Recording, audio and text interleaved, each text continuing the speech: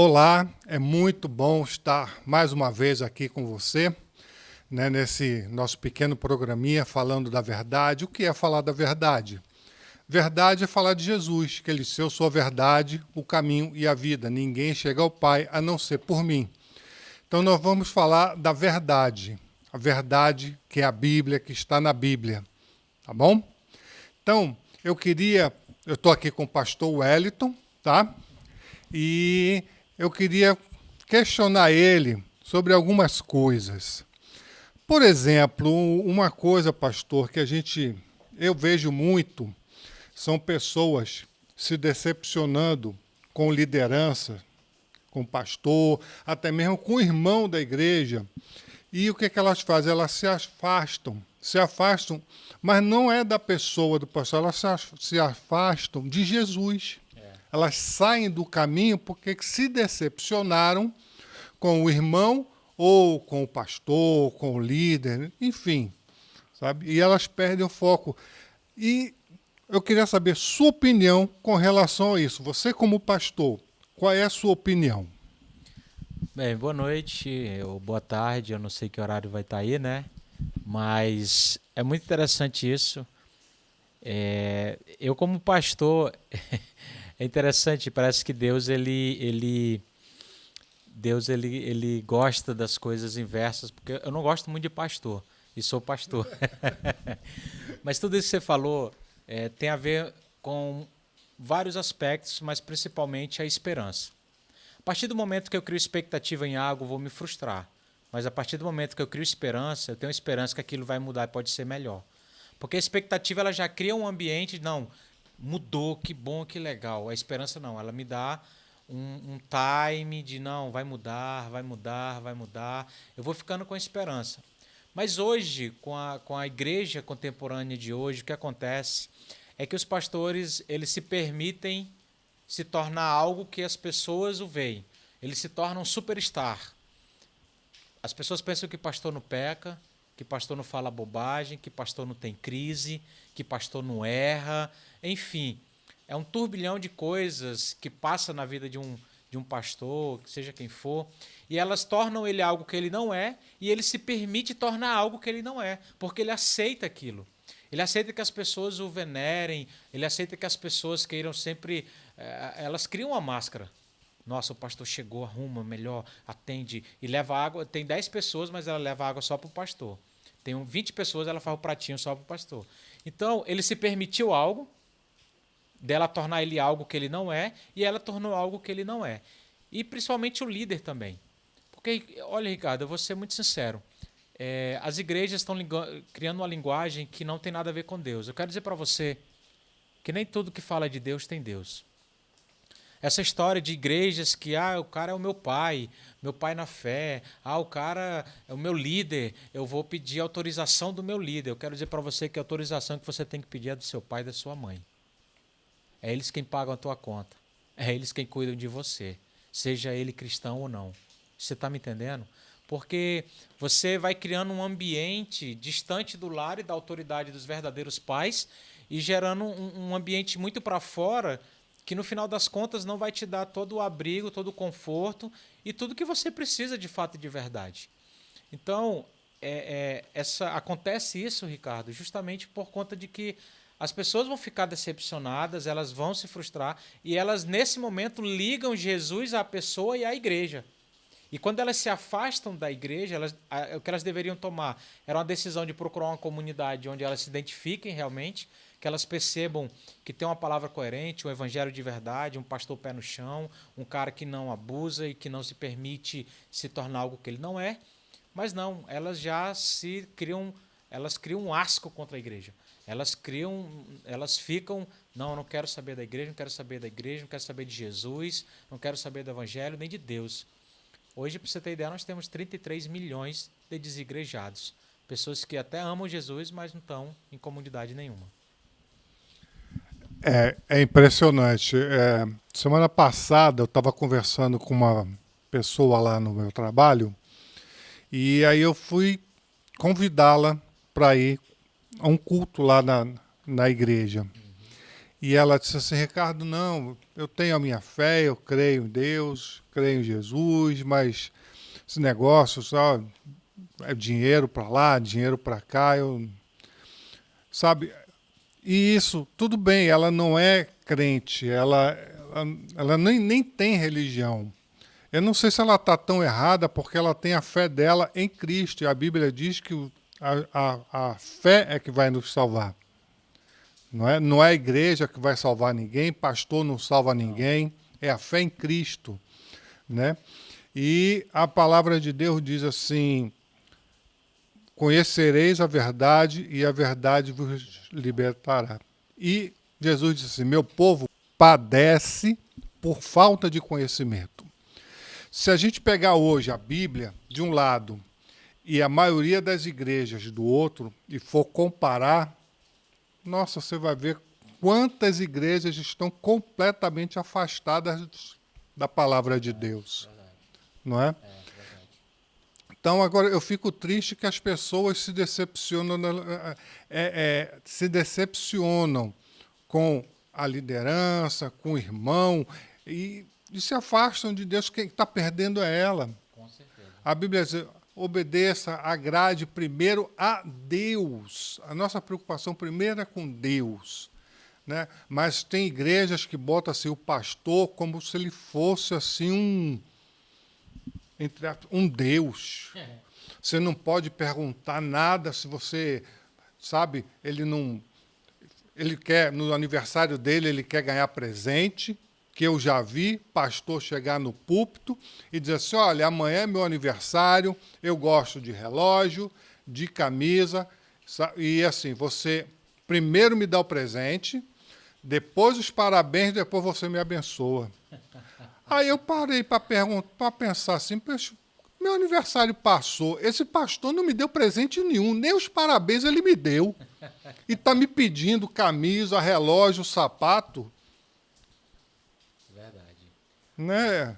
Olha, é interessante, você tocou num assunto que eu acredito que esse evangelho que está acontecendo no Brasil aqui, a gente está precisando de uma nova reforma. É uma necessidade muito grande de uma nova reforma, porque quando você falou e tocou no assunto aí, o meu povo erra por falta de conhecimento, tem algumas igrejas que quando o membro chega na porta, eles abrem a cabeça dele, tiram o cérebro, põe numa caixa, fecha e diz, agora entra, porque você não precisa disso aqui. Você não precisa pensar aqui, você não precisa ter ações aqui, você só senta e obedece. Então, o grande problema é esse, porque o que está acontecendo no Brasil, eu tive um professor chinês chamado Seung, e nós falamos assim, professor, a China ora para que o evangelho seja liberado lá, porque eles se encontram dentro de containers, caminhões fechados, e o caminhão fica rodando na cidade e o culto acontecendo dentro desse container, porque eles são perseguidos, se convertem em 50 mil chineses por dia. A gente acha muito, mas para 1,5 bilhão de pessoas não é nada. E aí ele falou, não, Deus me livre, nós não oramos para que o governo libere o evangelho na China, porque nós não queremos que o evangelho se torne o que se tornou no Brasil. Essa bagunça. Nossa, eu baixei a cabeça e falei, meu Deus, olha a referência que eles têm nossa. Porque o que acontece no Brasil, o que está acontecendo, é um evangelho superstar, é um evangelho que pastor come picanha com dízimo de quem come ovo, veste camisa de grife com dízimo de quem compra em lojas de brechó, ele anda de carro importado com dízimo de quem anda de ônibus. Isso é um absurdo, porque Jesus não chamou ninguém para esse tipo de riqueza. A maior riqueza que eu posso ter, é claro, não há problema nenhum em ser rico. Não há, Ricardo, não há problema nenhum em você ser rico. O problema é você reter, porque a riqueza é para abençoar. Porque Deus sempre ensinou a dar, repartir, abençoar, isso é da parte de Deus. Mas quando você entra, a gente está percebendo essa igreja caminhando a passos largos para isso, sabe? Eu fiz uma pregação à época chamada A Sofisticação Rouba a Simplicidade. O cara está exigente com som, a exigência da poltrona confortável, do ar-condicionado, da luz, o melhor som. Nós temos exigências gastronômicas, o cara tem que ser ao ponto, bem passado. Se não for, eu reclamo, demite o fulano, eu quero que me atenda assim. A sofisticação vai roubando a simplicidade. E a simplicidade de nós que somos cristãos, que seguimos um Jesus que não tinha um travesseiro para inclinar a cabeça. A simplicidade de um Jesus que caminhava à beira-mar. a simplicidade de um Cristo que acolhia tudo e a todos. Então, as igrejas elas estão se distanciando muito para o propósito e para a missão dela na Terra. E é isso, elas geram isso, as pessoas se distanciam. Porque eu quero dizer para você, é muito pobre você deixar de servir a Deus porque você viu o erro de algum pastor, de algum líder, de alguém da igreja. É muito pobre isso. Não se empobreça no nível de deixar de seguir a Deus porque você viu alguém cometendo algo errado. Não siga essa pessoa. Não ande com ele. Não congregue na igreja dele. Procure uma comunidade séria, porque existem igrejas sérias e pessoas sérias. Mas é muito pobre você deixar de se relacionar com alguém tão profundo que te ama, que conhece você, que quer você perto e conta contigo. É muito pobre você deixar de estar junto dessa pessoa porque alguém te causou uma decepção ou fez algo errado. É simplesmente se afasta dessa pessoa, não caminha com ela. A resposta e o fato é esse, é claro e direto. Eu me lembrei aqui, pastor, uma época eu estava numa igreja, ia ter um evento na igreja e convidaram um pastor para ir lá dar a palavra.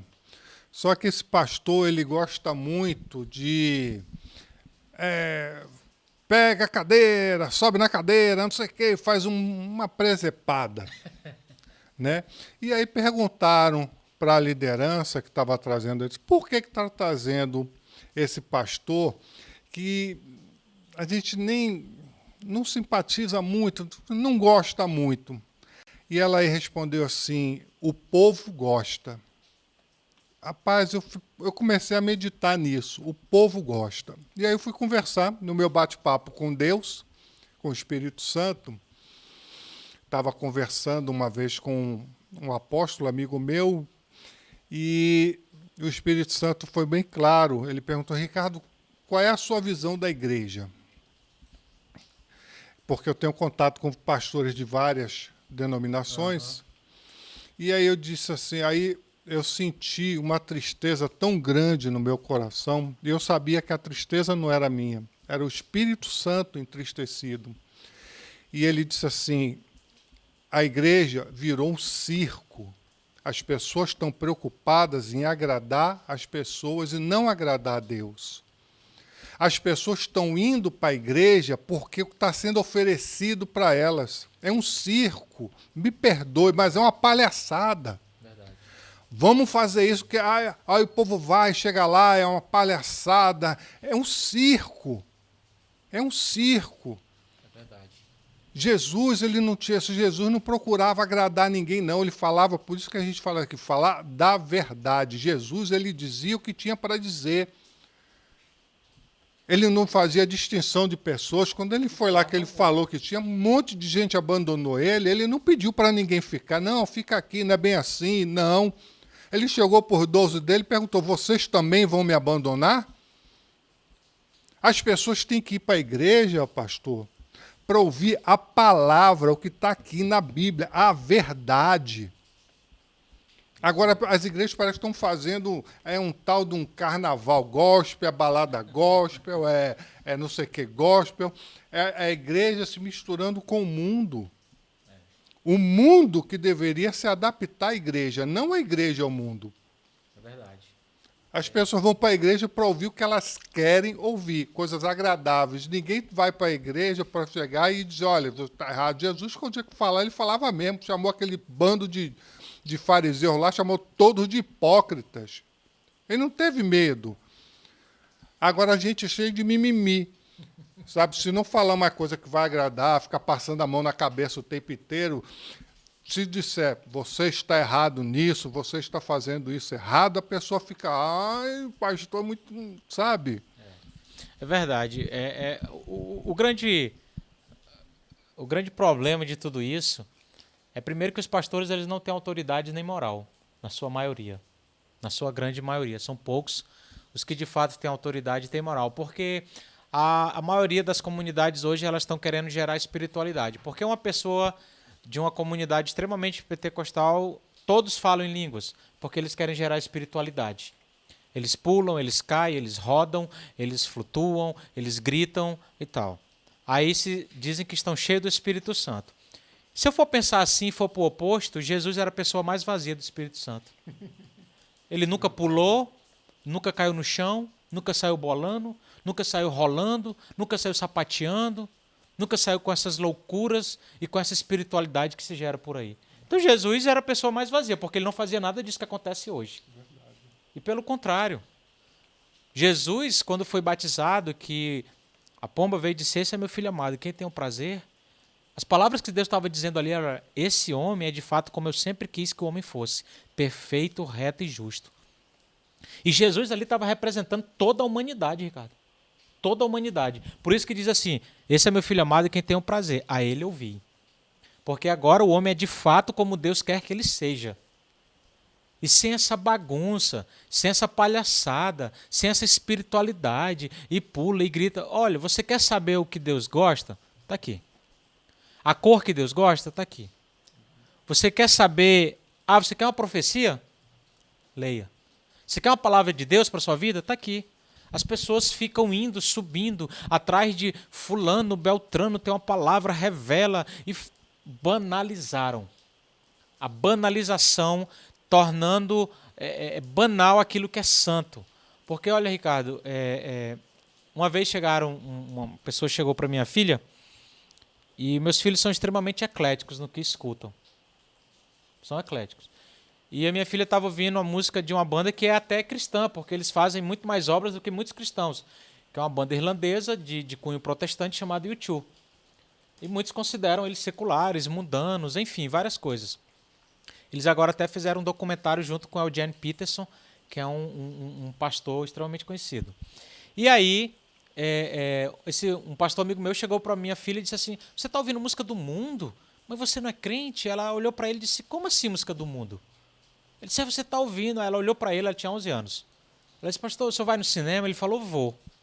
O filme que você assiste é secular? Ele disse, é. E ele muda quem você é? Ele falou, não.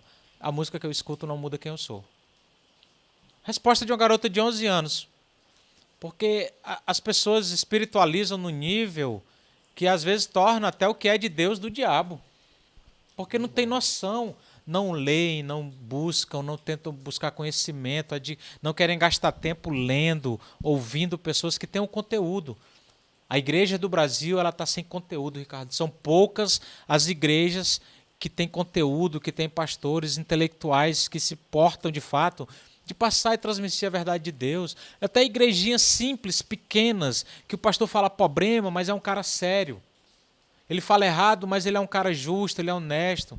A igreja verdadeira são as Marias, os Franciscos, os João da vida, que passam um dia trabalhando e chegam em casa, tratam bem suas esposas, cuidam dos seus filhos, são honestos, são justos, não pegam de ninguém, eles não estão vivendo do suor alheio, como muitos pastores, que infelizmente, qual é o temor das pessoas hoje de muitas igrejas? Elas generalizam. Generalizam. Ou você é pego pelo medo, pela ganância ou pela culpa. Então o cara trabalha a tua ganância, dá 100 e tu ganha 1000.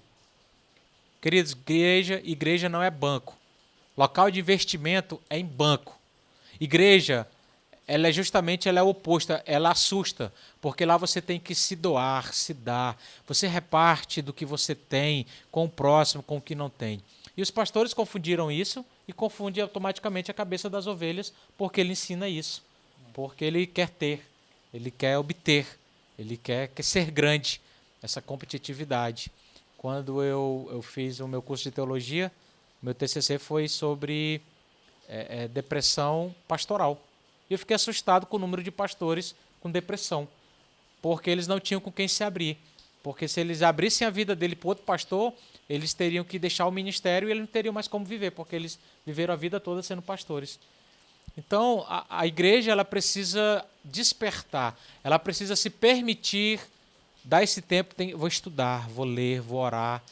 Os líderes, eles estão tomando uma posição, eu digo que xiita, sunita, do Estado Islâmico, porque eles são extremamente radicais. Se você não me obedece, você está debaixo de rebeldia. Se não fizer o que eu falo, não, você está errado, você está em pecado.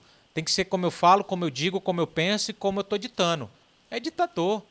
É uma liderança que está assumindo uma postura que não cabe. E eu torno a dizer, nem tudo que fala de Deus tem Deus. Já estamos aqui perto dos 20 minutos. A gente vai dar uma paradinha e a gente vai fazer outro vídeo com outro tema. Fica ligado aí no canal, fica ligado no Facebook, que a gente tem muito mais coisa para falar com você. A gente tem muito mais coisa para falar da verdade. Amém?